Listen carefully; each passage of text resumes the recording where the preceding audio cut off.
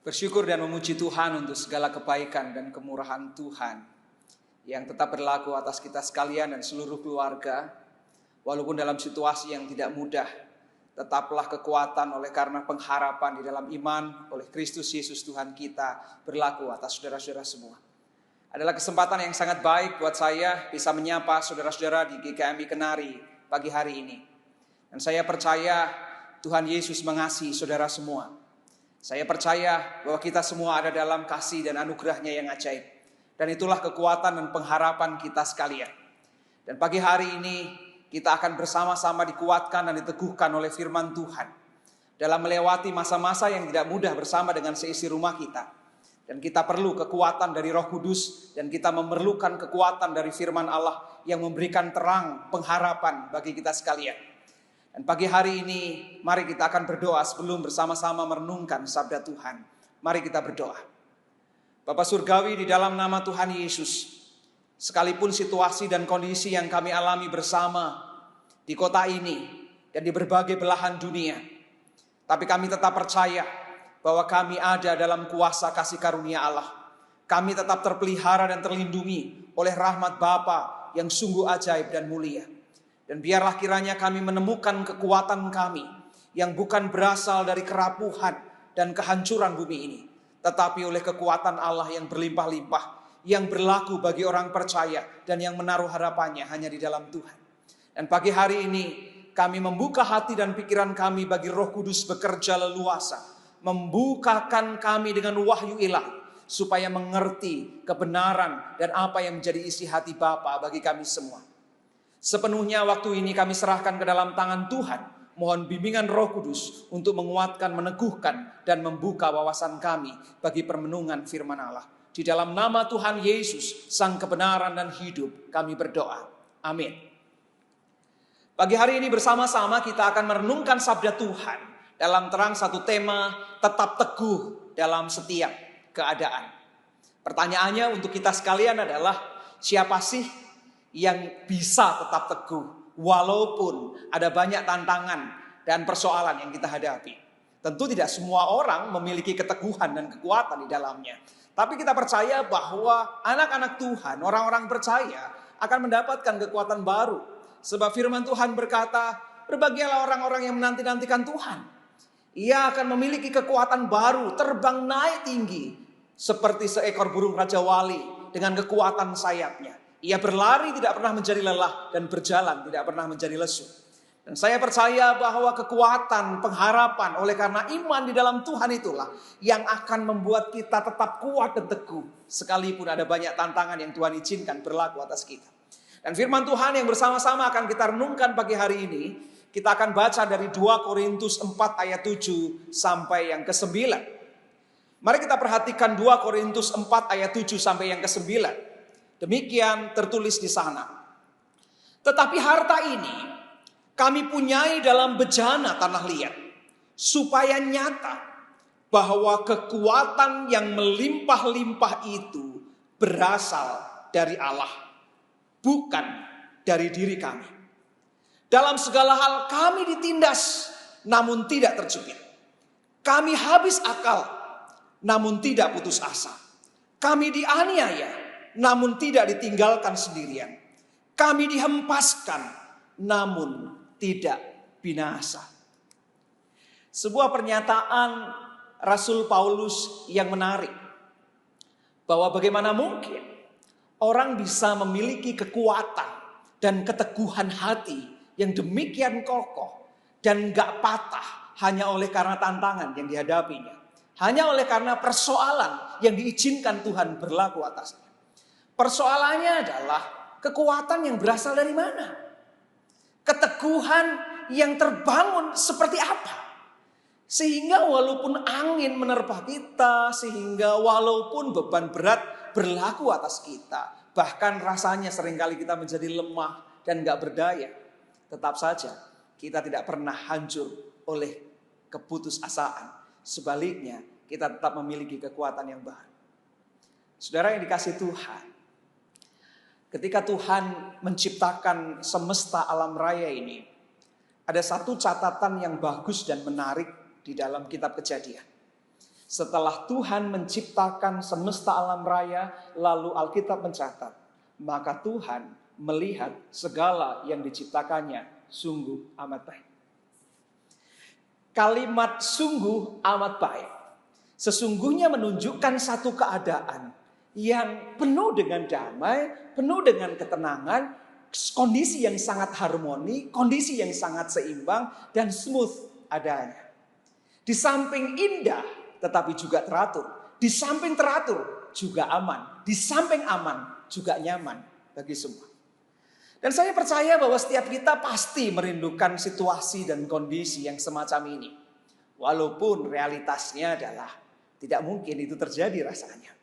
Karena bumi kita ini sudah terlanjur kacau, hancur, berantakan, luar biasa.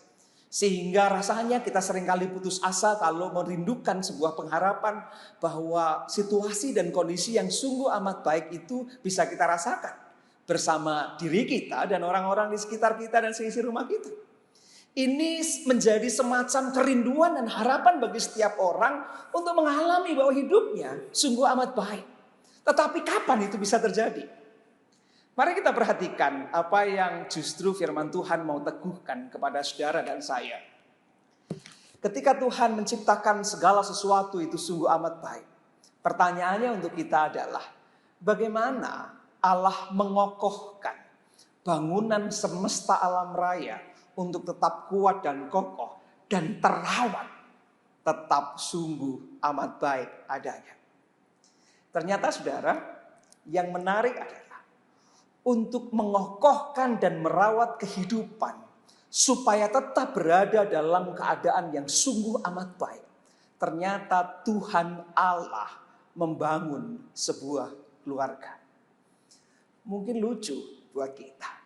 Kita berpikir ketika situasi dan kondisi yang terjadi seperti sekarang ini, kita berharap pemerintah memiliki banyak resep, banyak langkah, banyak solusi, dan tenaga-tenaga kesehatan atau laboratorium-laboratorium di seluruh penjuru dunia ini menemukan treatment-treatment dan vaksin yang luar biasa untuk bisa menyelesaikan persoalan pandemi yang kita alami bersama.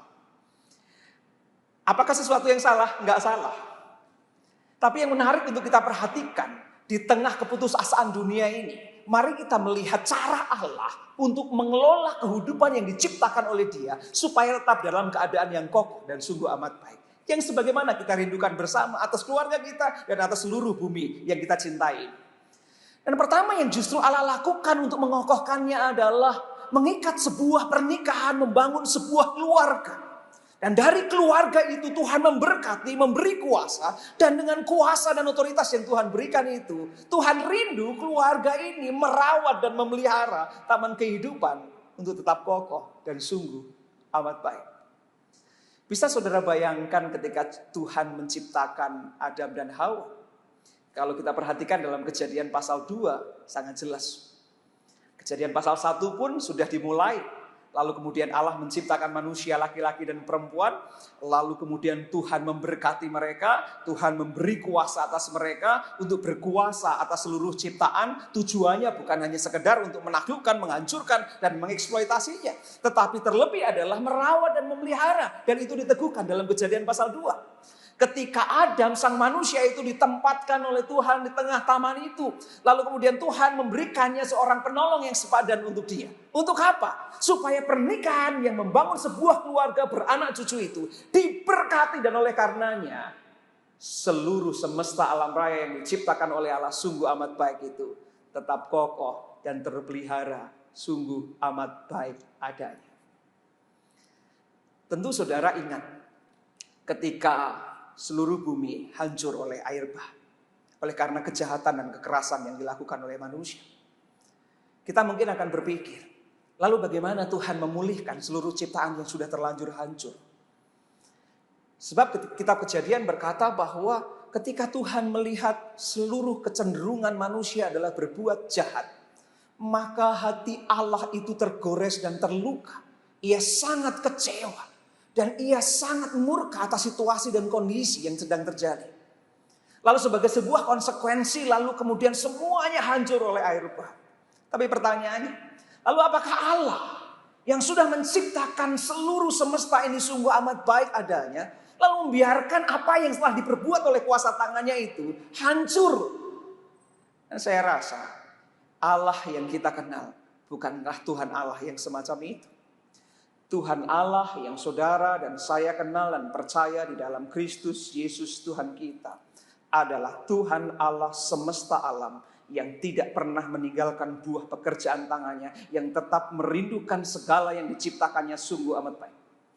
Saudara dan saya perlu memegang kebenaran ini, bahwa apapun yang terjadi atas bumi ini, tidak ada satu maksud dan kehendak Allah sedikit pun di dalam hatinya untuk membinasakan segala sesuatu.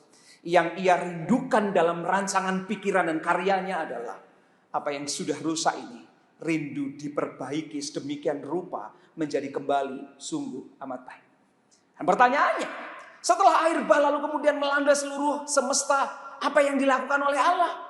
Kembali. Saudara dan saya harus pahami dengan sungguh. Ia bukan menghadirkan seorang Superman. Ia bukan menghadirkan seorang pahlawan yang gagah perkasa. Tetapi Tuhan justru memilih seorang pribadi bersama dengan keluarganya untuk kembali melanjutkan maksud dan kehendaknya bagi seluruh ciptaan yang sungguh amat baik ia telah kerjakan sejak semula. Maka dalam situasi dan kondisi yang semacam ini, saya percaya benang merah kebenaran ini tetap berlaku. Apa yang kita bisa lakukan dalam situasi dan kondisi semacam ini? Selain memandang kepada Tuhan dan menyadari dengan sungguh bahwa Allah tetap mau mengokohkan kehidupan yang ia buat. Bahwa Tuhan Allah tetap rindu merawat kehidupan menjadi sungguh amat baik dengan membangun sebuah keluarga. Mungkin agak lucu, saudara. Pandemi ini seolah-olah kembali meneguhkan kepada kita bahwa semua orang pulang kembali ke rumah, masuk kembali ke dalam keluarganya. Selama ini manusia di seluruh bumi ini sibuk untuk bekerja dan berkarya di luar. Dan bahkan keluarga seolah-olah menjadi kelompok masyarakat yang gak terlalu penting. Komunitas yang terlupakan. Tetapi pergaulan di luar sana, pekerjaan di luar sana menjadi lebih istimewa daripada orang-orang yang ada di rumah kita. Keluarga seolah-olah menjadi satu kelompok yang gak penting dan gak istimewa dan terlupakan. Dan ini adalah bahaya yang sangat besar bagi keluarga. Tetapi dengan pandemi ini, semua orang dikembalikan Tuhan ke dalam keluarga. Saya tidak mengabsahkan atau mensyukuri pandemi ini. Tetapi secara rohani saya bisa melihat sebuah pengharapan yang melampaui kehancuran yang sedang terjadi. Bahwa Tuhan Allah tetap bekerja, bahkan di jalan yang tidak terlihat oleh kita, untuk mendatangkan kebaikan bagi orang-orang yang mengasihi Dia. Yang tentu menyadari bahwa apa maksud Tuhan? Mengembalikan kita semua masuk ke dalam rumah. Karena memang rumah adalah tempat yang sangat penting. Keluarga adalah tempat yang sangat istimewa. Dari sana Allah menghendaki kehidupan dikokohkan. Di sana Tuhan menghendaki karya pembangunan perawatan kehidupan sungguh amat baik terjadi. Maka jangan pernah abaikan situasi dan kondisi yang Tuhan izinkan berlaku ini untuk mengambil langkah yang tepat bagi kita ketika Tuhan mengizinkan dan memaksa kita semua untuk masuk kembali ke dalam keluarga. Karena Tuhan mau bekerja mulai dari keluarga kita. Mulai bekerja dari kehidupanmu di tengah-tengah rumahmu. Dan saya percaya, jika engkau menangkap maksud dan kehendak Bapa atas situasi ini untukmu dan seisi rumahmu, sesuatu yang baik, ajaib dan mulia akan berlaku atas engkau. Nah, jika Tuhan memang mau mengokohkan kehidupan, mau merawat dan memelihara kehidupan ini sungguh amat baik, maka sederhana saja apa yang dikerjakan iblis toh? Apa itu? Kalau mau menghancurkan dan meremukkan kehidupan, hancurkanlah keluarga. Dan apa yang terjadi atas kehidupan kita hari ini? Kehancuran dunia ini sesungguhnya representasi dari dunia kecil yang sedang rusak. kehancuran masyarakat yang luas yang sedang terjadi. Sesungguhnya perwujudan dari kehancuran komunitas sosial yang kecil. Tempat di mana seorang anak manusia dilahirkan. Tempat di mana seorang anak manusia bertumbuh. Tempat di mana seorang anak manusia menemukan nilai-nilai hidup. Tempat di mana manusia menemukan cinta kasih sejati, yaitu keluarga. Maka kalau mau menghancurkan kehidupan, sudah hancurkan saja keluarga. Remukkan saja keluarga. Dan bukankah itu yang dilakukan oleh iblis si ular tua itu? Menghancurkan relasi Adam dan Hawa. Bukankah itu yang dilakukan oleh iblis? Menghancurkan relasi Kain dan Habil. Bukankah itu yang dikerjakan oleh iblis? Menghancurkan relasi Yakub dan Esau. Dan keluarga demi keluarga dihancurkan sedemikian rupa. Dengan satu tujuan. Tatanan Allah atas semesta yang sungguh amat baik itu mau ditiadakan dan diremukkan. Dan saya menteguhkan saudara. Katakan kepada si jahat. Never. Tidak akan pernah terjadi. Dengan cara apa? Bukan hanya bersemangat, tetapi kembali ke dalam keluarga, membangunnya dengan fondasi yang benar. Karena iblis sedang bekerja untuk menghancurkan keluarga-keluarga demi kehancuran dunia yang lebih luas lagi. Saudara yang dikasihi Tuhan, keluarga bersama dengan dunia ini memang sedang berada dalam bencana yang dahsyat. Saya mau katakan bahwa pandemi ini bukan gak berbahaya. Dan memang menakutkan sekali bagi kita. Tetapi ada hal yang lebih menakutkan. Yang bukan hanya bisa membinasakan fisik kita. Tetapi akan bisa membinasakan generasi dan bumi kita ini secara masif dari semua sisi. Yaitu menghancurkan keluarga. Dan kalau keluarga sedang berada dalam ancaman yang nyata dari kuasa iblis. Karena maksud Tuhan tidak diinginkan untuk digenapi. Ini kita semua ada dalam ambang bencana yang dahsyat.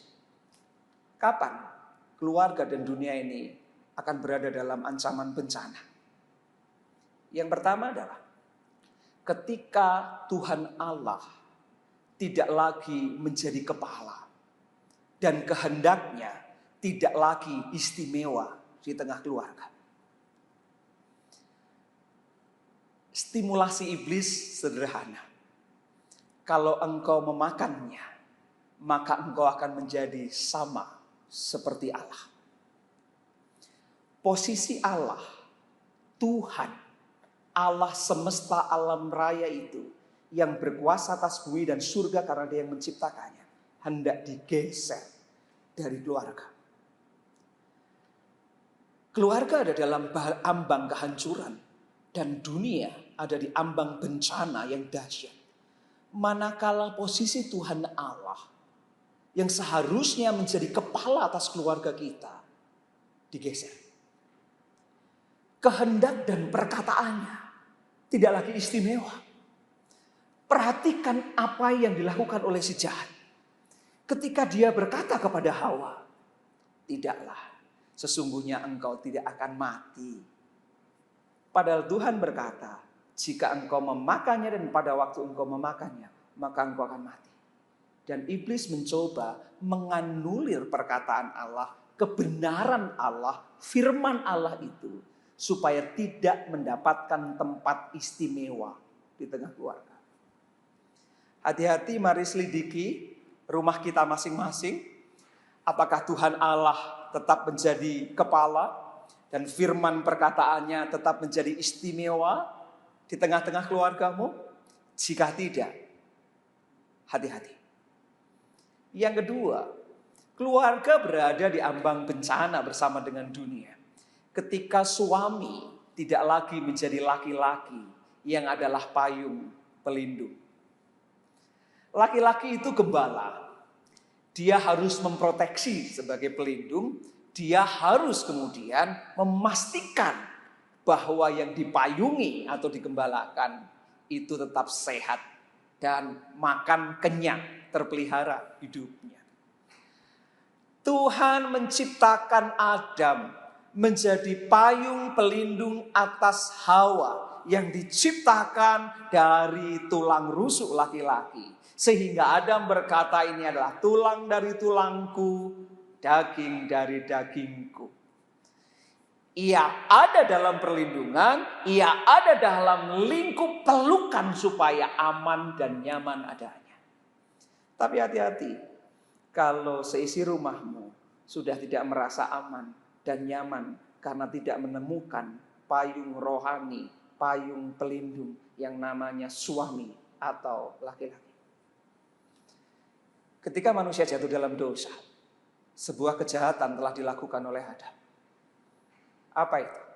Menjadikan istrinya tumbal dari kesalahan bersama. Ia berkata, perempuan yang engkau berikan kepadaku itulah yang memberikannya kepadaku. Sehingga kalau engkau mau menghukum, dialah yang paling layak engkau hukum. Itukah pelindung? Itukah gembala? Itukah laki-laki yang bertanggung jawab supaya seisi rumahnya harus dalam keadaan sungguh amat baik. Kalau engkau para suami tidak lagi menjadikan istri dan anak-anakmu aman dan nyaman, perhatikan dengan sungguh. Itu tandanya keluarga dan dunia ini sedang berada dalam bencana. Yang ketiga,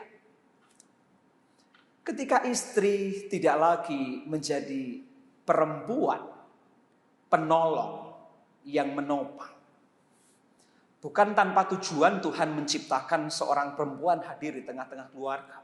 Bahkan saya meyakini kalau nggak ada perempuan dalam keluarga, kacau sudah. Karena nggak ada yang menata, nggak ada yang bisa membuat teratur sedemikian rupa.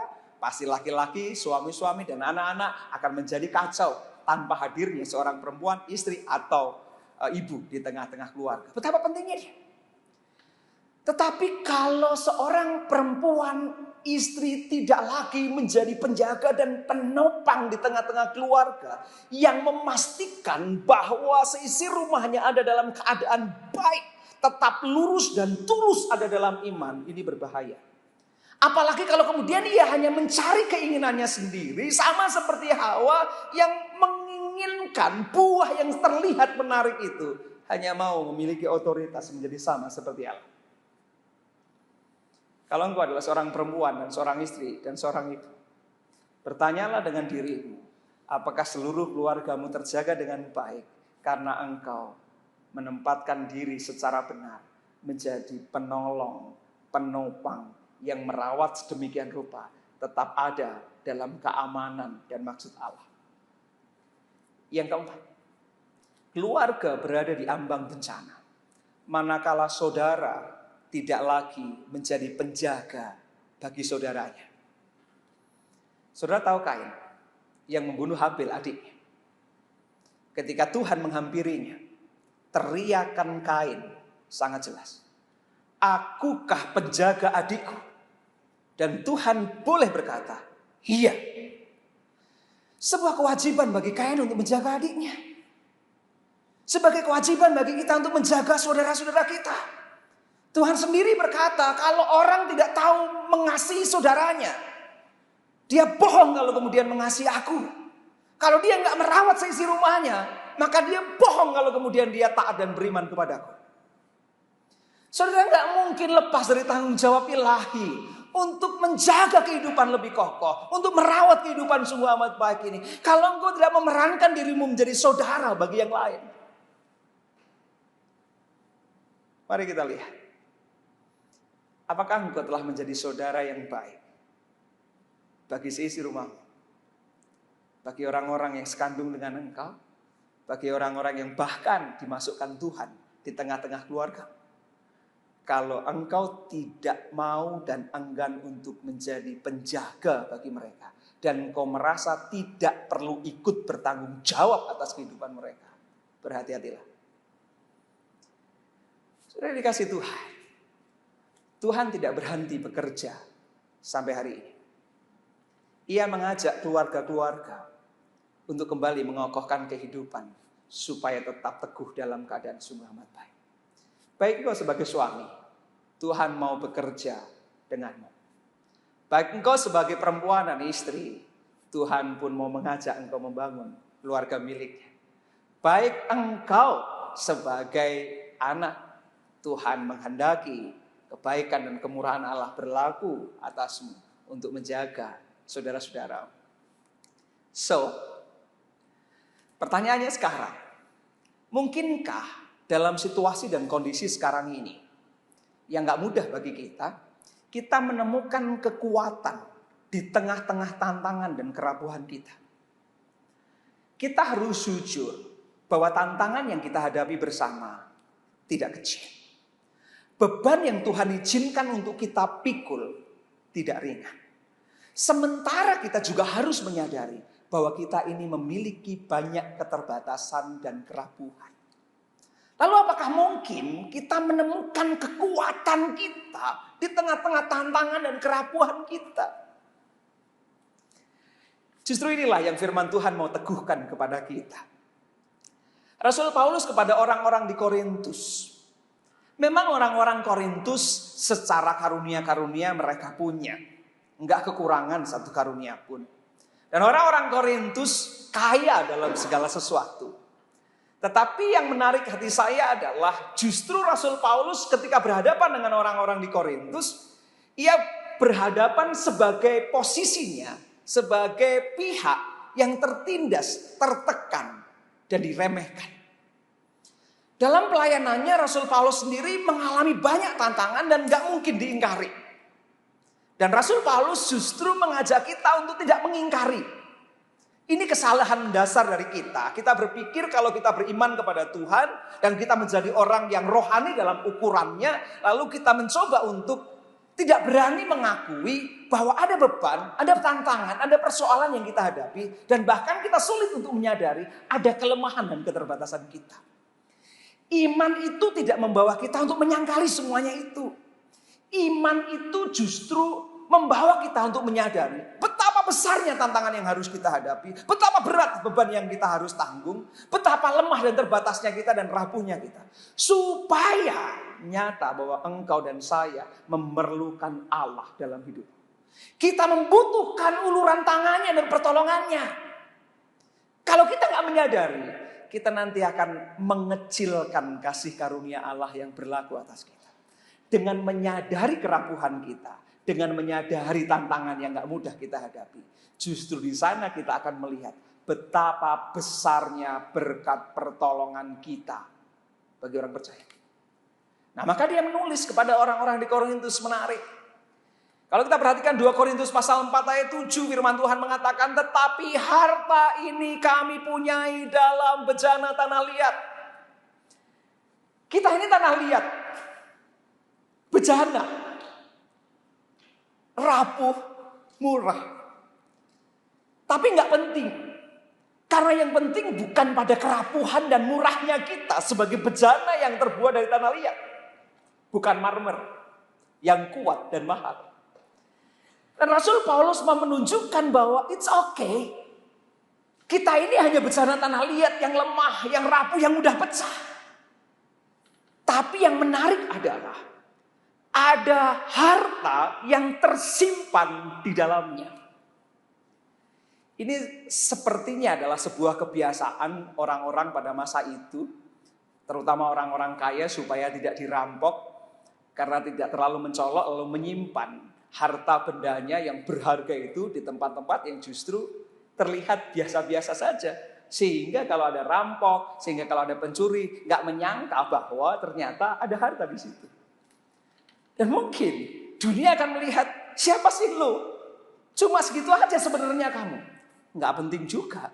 Karena apa? Nggak usah dunia katakan bahwa kita ini lemah dan terbatas. Kita harus menyadari itu. Tapi persoalannya untuk menjalani hidup ini bukan tentang kita. Tetapi harta yang tersimpan dalam bejana tanah liat itu. Iman kita kepada Tuhan membawa kita kepada satu kesadaran dan keyakinan yang kokoh.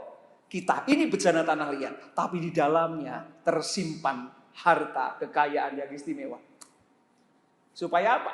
Firman Tuhan berkata, supaya nyata bahwa kekuatan yang melimpah-limpah itu berasal dari Allah dan bukan dari diri kami. Kekuatan yang melimpah-limpah itu dari Allah, bukan dari diri kami. Jadi kalau saudara dan saya hari ini mau mencari kekuatan yang melimpah-limpah, please sadari dengan sungguh, firman Tuhan menggarisbawahi, bukan dari diri kami yang hanya bejana tanah liat, yang rapuh, yang mudah pecah dan murah, tetapi berasal dari Allah. Apa artinya? Artinya kalau kita mau tetap teguh di tengah berbagai kondisi yang sedang terjadi, engkau harus menemukan kekuatan itu. Dan kekuatan itu berasal dari Allah, tidak dari yang lain. Efeknya apa sih? Dampaknya apa sih? Kekuatan yang berlimpah-limpah dalam hidup kita. Ayat 8 berkata meneguhkan contoh yang ironi, paradoks, namun nyata. Dalam segala hal kami ditindas, namun gak terjepit. Penindasan mungkin terjadi, tetapi persoalannya adalah bukan soal engkau ditindas atau tidak, tapi apakah engkau terjepit atau tidak. Kekuatan Allah yang berlimpah-limpah bisa jadi tidak menyingkirkan penindasan, dan Tuhan izinkan penindasan itu terjadi.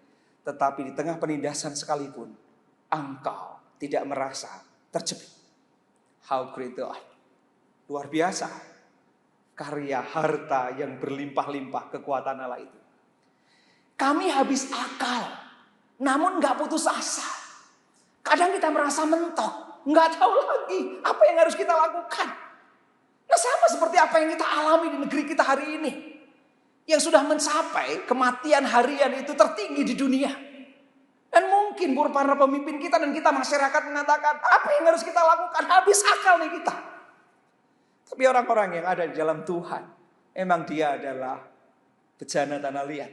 Tetapi kekuatan Allah yang berlimpah-limpah menjadikannya tidak binasa oleh karena keputusasaan. Artinya kita tetap memiliki pengharapan. Engkau tetap melihat terang di tengah kegelapan ini. Karena apa? Karena ada kekuatan Allah yang bekerja dalam hidupmu. Katakan amin. Ayat 9 kembali meneguhkan. Kami dianiaya, namun tidak ditinggalkan sendirian. Persoalan seringkali yang kita hadapi adalah bukan rasa sakit yang kita derita. Bukan beban berat yang harus kita pikul. Tetapi bahwa engkau tidak sendiri mengalaminya. Dan engkau tidak sendiri menjalaninya. Karena engkau punya rekan seperjalanan yang mengerti, yang peduli, yang ikut memikul bebanmu. Maka benar, kalau firman Tuhan di Ibrani mengatakan, aku sekali-kali tidak akan pernah meninggalkan engkau. Aku sekali-kali tidak akan pernah membiarkan engkau berjalan seorang diri. Tidak ada yang lebih menyakitkan selain apa? Selain ditinggalkan. Tidak ada yang lebih membuat kering hidup kita selain apa? Gak ada orang peduli dengan hidup kita.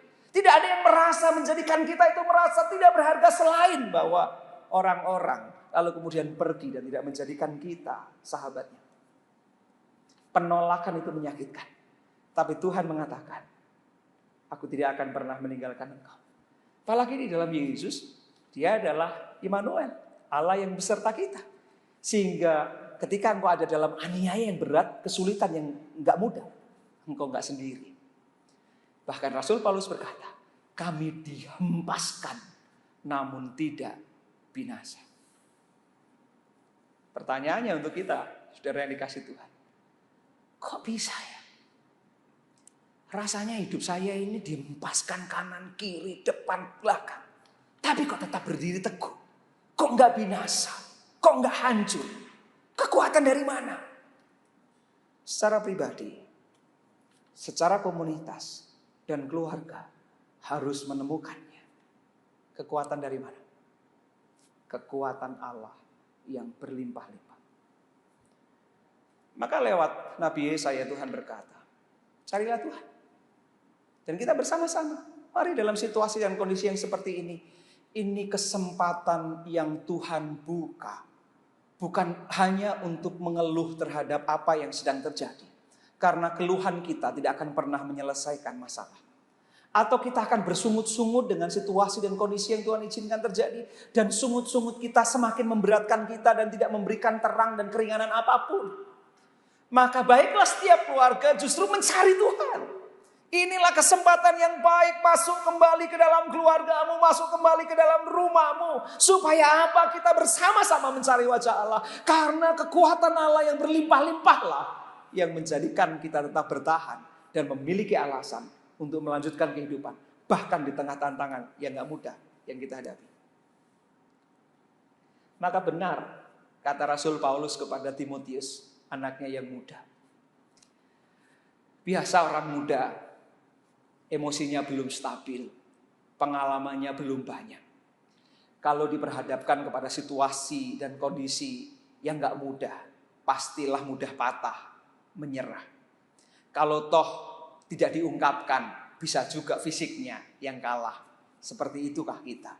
Kita nggak pernah bilang bahwa kita takut, tetapi tahu-tahu tubuh kita rasanya nggak nyaman.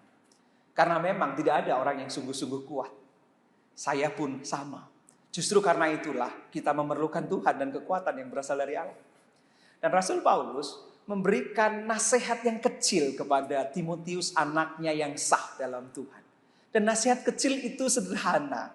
Kalau saudara perhatikan di dalam petuahnya, Rasul Paulus berkata begini, "Hai anakku, jadilah kuat. Be stronger." Pertanyaannya kan kalau ada perkataan begitu lalu kita bertanya, bagaimana saya bisa kuat? Tantangan ini terlalu berat. Masalah ini terlalu dahsyat buatku. Ini menakutkan situasi yang terjadi di sekitarku. Bagaimana aku bisa kuat? Mungkin itu yang ada dalam benak Timotius yang muda itu dalam menghadapi tantangan. Tapi Rasul Paulus tidak berhenti hanya sekedar menganjurkan supaya ia tetap kuat. Tetapi apa yang bisa menjadikannya tetap kuat? Oleh apa? Dan Rasul Paulus berkata, "Hai anakku, jadilah kuat oleh kasih karunia dalam Kristus Yesus." Saudara, kekuatanmu, kekuatanku, kekuatan kita ternyata bukan terletak kepada kemampuan kita. Tetapi besarnya rahmat, anugerah, kasih karunia Allah dalam Kristus Yesus Tuhan kita. Jadi kalau saudara bertanya, apakah aku bisa memiliki kekuatan? Yes. Apakah aku punya alasan untuk tetap kuat dalam situasi apapun juga? Yes. Kenapa? Karena anugerah Bapa di dalam Kristus Yesus Tuhan kita berlaku atasmu. So, kita ini adalah orang-orang yang hidup dalam anugerah. Kepada orang-orang di Efesus, Rasul Paulus menyampaikan sesuatu yang sangat berharga. Saat itu ia sedang dalam penjara. Kita tahu dalam penjara bukanlah situasi yang mudah. Dia diambang kematian dan hukuman. Dia diambang penindasan, gelap dan sulit sekali. Tapi pertanyaannya adalah, bagaimana mungkin dia bisa menuliskan sesuatu dalam situasi dan kondisi yang gak mudah bagi dirinya. Dan dia berkata, aku memuji Tuhan. Puji-pujian kepada Allah masih naik tinggi karena rasa syukurnya. Ini gak mungkin kalau tidak ada kekuatan yang luar biasa yang bekerja di dalam dirinya. Karena wajar kalau kemudian orang dalam situasi dan kondisi yang gak mudah lalu mengeluh, lalu kemudian penuh dengan tangisan. Ini penuh puji-pujian kepada Allah. Pertanyaannya, dan rahasia ini harus kita singkapkan supaya kita pun mendapatkannya sama seperti Rasul Paulus mendapatkannya. Ternyata kalau kita perhatikan dalam Efesus 1 ayat 3. Menarik saudara. Dia bilang begini, terpujilah Allah dan Bapa Tuhan kita Yesus Kristus, yang dalam Kristus telah mengaruniakan kepada kita segala berkat rohani di dalam surga. Puji-pujian kepada Allah yang lahir dari rasa syukur karena ada kekuatan yang berlimpah-limpah yang bekerja di dalam dirinya. Ternyata adalah sebuah karunia, yaitu spiritual blessing, berkat rohani di dalam Kristus yang tersimpan di surga. Nah mungkin kita akan berkata begini, yang kita harapkan kan berkat jasmani Pak, bukan hanya rohani. ini bukan dibedakan seperti itu. Spiritual blessing itu bukan berarti mencoba mempertentangkan antara yang rohani dan jasmani, tetapi mau berbicara tentang kualitas dari berkat itu sendiri. Termasuk ketika firman Tuhan berkata bahwa tersimpan di surga, ini berarti bukan hanya utopis atau kelak akan kita terima, sama sekali enggak. Kalau kepada orang-orang jemaatnya, Petrus sendiri berkata bahwa ketika engkau menantikan berkat di surga yang gak dapat binasa layu dan gak dapat cemar itu, selama engkau menantikannya, engkau dipelihara oleh kuasa tangan Allah. Nah, kuasa tangan Allah inilah yang adalah kasih karunia, yang adalah anugerah itu di dalam Kristus, yang membuat kita kuat, yang disebut oleh Rasul Paulus sebagai spiritual blessing. Nah, spiritual blessing ini berlaku atas saudara, orang-orang yang percaya dan hidup di dalam Kristus, kata firman Tuhan. Rasul Paulus sendiri meneguhkan di dalam Kristus hen Kristo. Dan siapapun yang mengambil keputusan untuk hidup dalam Kristus adalah orang-orang yang menerima anugerah spiritual blessing itu bagi kita. Dan Rasul Paulus menegaskan sangat bagus. Kalau saudara perhatikan di dalam bagian berikutnya di Efesus 1 ayat 18 dan 19, dia berkata gini. Aku berdoa kepada Allah supaya Ia memberikan roh hikmat dan wahyu untuk mengenal Dia dengan benar. Kenapa kita harus mengenal Kristus dengan benar? Sebab di dalam Dia engkau akan mengerti kekayaan bagian bagi orang-orang yang dipilihnya. Ada kekayaan bagian bagimu. Itu yang pertama. Dan yang kedua adalah roh hikmat dan wahyu itu untuk mengenal Kristus dengan benar. Di dalam Dia engkau menjadi mengerti dan mengalami kekuatan kuasa apa yang bekerja bagi orang percaya. Jadi ada kekayaan bagian dan di sisi yang lain ada kekuatan kuasa yang bekerja. Inilah spiritual blessing yang bekerja sebagai sebuah anugerah ketika engkau dipilih. Sebagai sebuah anugerah ketika engkau ditebus dan diselamatkan dan diampuni. Sebagai sebuah anugerah ketika engkau menerima meterai Roh Kudus. Sebagai janji Allah yang pasti tergenap di atas hidupnya. Sebagai jaminan bahwa engkau menerima janji itu. Jadi kita memiliki alasan yang kuat dalam hidup ini, saudara. Bukan karena kekuatan kita. Karena kita hanya berjalan tanah liat. Tetapi ada spiritual blessing yang bertumpu kepada anugerah Bapa di dalam Kristus yang menjadikan engkau menemukan kekayaan bagian yang engkau harus terima. Dan kekuatan kuasa yang akan tetap bekerja dalam hidupmu. Kalau keluarga demi keluarga menghayati kekuatan kasih karunia Allah di dalam hidupnya, saya percaya di tengah situasi dan kondisi apapun, engkau tetap melaju. Karena kita tetap punya alasan. Kekuatan apa yang akan menjadikanku tetap bertahan dalam situasi ini? Anugerah Allah dalam Kristus, anakku. Lalu, bagaimana kita membangun keluarga kita? Keluarga itu kan seperti rumah. Yang kekokohan dan kekuatannya, keindahannya perlu kita bangun. Rumah perlu kokoh, iya. Tetapi rumah perlu juga nyaman dan indah untuk dilihat. Sebagai manusia yang punya budidaya, punya kerinduan dan harapan, pasti kalau kita membangun rumah, nggak hanya membangun asal-asalan seperti binatang membuat sarangnya. Kita menginginkan rumah kita itu kuat. Sehingga kalau ada angin, nggak mudah roboh. Kalau ada banjir, nggak mudah hanyut. Kalau ada gempa, nggak mudah hancur. Tetapi kita juga ingin bahwa kita nyaman. Atapnya sedemikian rupa supaya kita nggak kepanasan dan nggak kehujanan. Dindingnya sedemikian rupa supaya kalau ada angin nggak menerobos lalu membuat kita kedinginan. Demikian juga kalau orang datang pun melihatnya ada keindahan karena kenyamanan dan keindahan ornamen-ornamennya. Saya meyakini keluarga yang dibangun oleh Allah pun punya gambaran yang seperti ini. Ia memberkati, memenuhinya dengan cinta dan kuasa. Lalu kemudian memelihara dan merawatnya sedemikian rupa keluarga ini. Dan memberikan utusan untuk merawat dan memelihara keluarga ini. Bukan tanpa modal dan tanpa hal yang Tuhan buat atas keluarga ini. Maka strong from home. Kita itu kuat memang mulai dari rumah. Values bikin at home. Nilai juga mulai dari rumah. Kebahagiaan kita sangat ditentukan apa yang terjadi di rumah kita. Maka jangan pernah mengabaikannya. Kita tahu sama seperti Allah mau mengokohkan dan tetap merawat kehidupan sungguh amat baik. Dia membangun keluarga. Maka mari kita bangun keluarga kita. Ini pengharapan kita akan dunia yang lebih baik. Dan kebahagiaan bagi seisi rumah kita dan juga umat manusia. Bagaimana Pak? Rumah itu haruslah menjadi rumah yang fondasinya adalah Kristus. Itu yang dikatakan firman Tuhan. Tidak ada seorang pun dapat meletakkan dasar lain dari dasar yang telah diletakkan, yaitu Yesus Kristus. Rasul Paulus berkata, sebagai tukang bangunan yang cakap aku sudah meletakkannya. Terserah kamu mau bangun dengan apa. Tapi fondasi itu jangan pernah digeser dan diganti dengan apapun juga.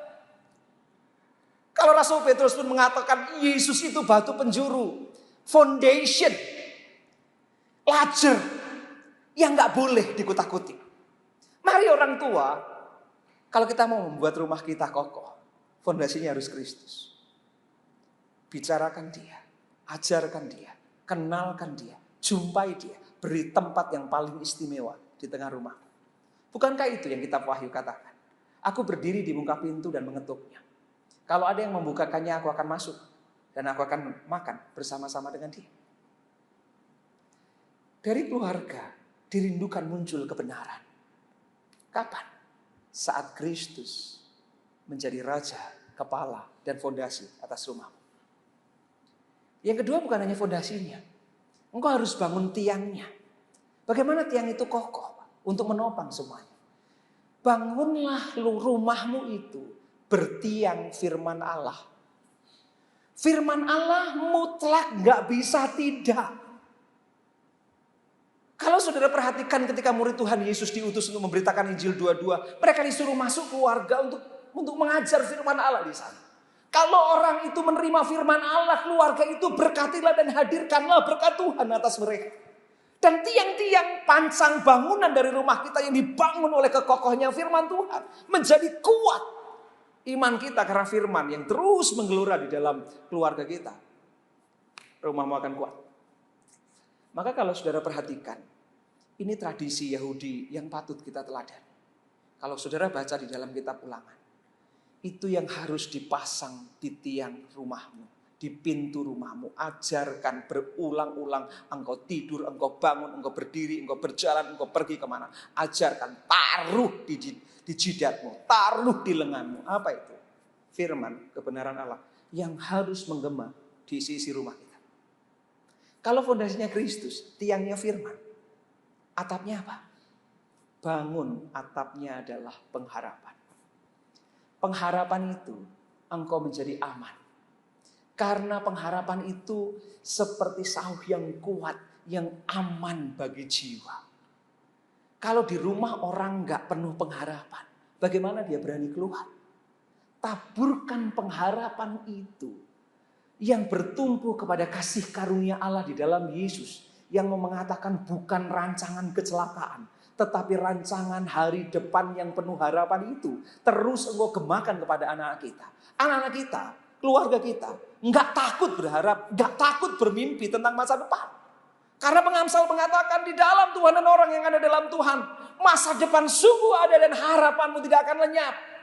Dan kalau seisi rumah kita, isinya adalah orang-orang yang berteduh di atap pengharapan itu, kita akan menjadi orang-orang yang optimis dan kokoh menjalani hidup apapun yang terjadi. Perlu dihias rumahnya? Pasti. Dengan apa? Dengan cinta kasih. Saatnya juga keluarga-keluarga enggak kering. Kekeringan yang terjadi atas suami, kekeringan yang terjadi atas istri, kekeringan yang terjadi atas anak-anak adalah kenihilan cinta kasih yang besar, yang murni, yang tulus ditabur di sana. Ini kesempatan yang sangat baik. Ini waktu yang sangat tepat. Kalau engkau mau membangun kehidupan yang sangat kokoh di tengah-tengah keluarga, tabur-taburkan sedemikian rupa cinta kasih surga, cinta kasih tulus, cinta kasih murni dan sejati di tengah-tengah rumahmu, atas istrimu, atas suamimu, atas anak-anakmu, atas orang tuamu. Dan kau akan melihat keindahan rumah. Kenapa? Karena cinta membuat dunia ini menjadi indah. Dan saya percaya sebuah pernyataan, di mana ada cinta yang besar, selalu ada keajaiban. So, ayo bangun. Kita taruh fondasi yang kokoh bagi rumah kita, yaitu Kristus Yesus Tuhan kita. Ayo kita pancangkan tiang-tiang pintu rumah kita dengan apa? Firman Allah. Ayo pasang atapmu kuat-kuat dengan pengharapan yang berasal dari Tuhan. Dan hias supaya rumah kita penuh keindahan. Karena ada cinta kasih surga yang setiap saat dialirkan dengan tulus. Dan saya percaya itu yang akan menjadikan pribadi-pribadi tetap kokoh dalam situasi dan kondisi apapun juga. Dan ini sebuah kesempatan. Rasul Paulus berkata kepada orang-orang di Galatia. Dia bilang begini, memang gak mudah menghadapi apa yang bersama-sama kita rasakan hari ini.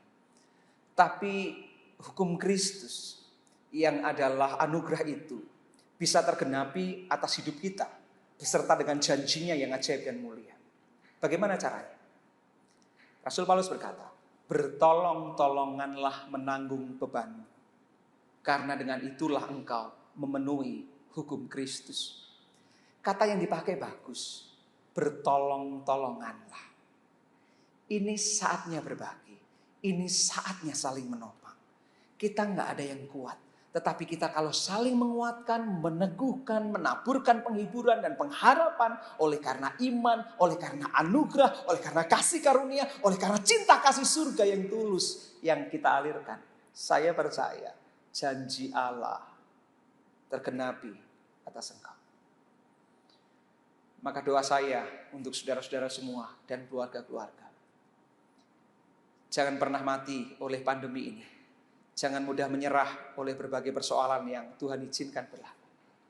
Temukanlah harta yang berlimpah-limpah itu dalam bejana tanah liat yang rapuh seperti kita. Supaya nyata bahwa kekuatan yang berlimpah-limpah di tengah keluarga itu berasal dari Allah dan bukan dari kita sendiri. Tetaplah percaya, jadilah tenang, dan jangan lupa untuk berbagi. Karena dengan percaya engkau diselamatkan. Karena dengan menjadi tenang di situ terletak kekuatanmu. Dan dengan berbagi kehidupan dimungkinkan untuk terjadi. Tuhan memberkati semua kita. Kita berdoa. Bapa, kami bersyukur untuk kasih karunia Allah yang berlaku bagi setiap orang percaya. Meterai Roh Kudus yang telah Tuhan anugerahkan menjadi janji Allah yang pastilah tergenapi bagi hidup kami. Hamba memohon kekuatan dan penguatan atas kami semua, apapun yang Tuhan izinkan berlaku atas hidup kami dan keluarga kami dan bumi ini. Kami mohon perlindungan dan kekuatan Allah yang berlimpah-limpah tetap bekerja melampaui keterbatasan dan kerapuhan hidup kami, melampaui tantangan, persoalan dan beban yang kami harus tanggungkan.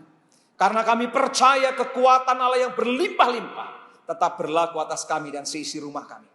Biarlah kiranya fondasi Kristus terpancangkan kuat atas seisi rumah kami.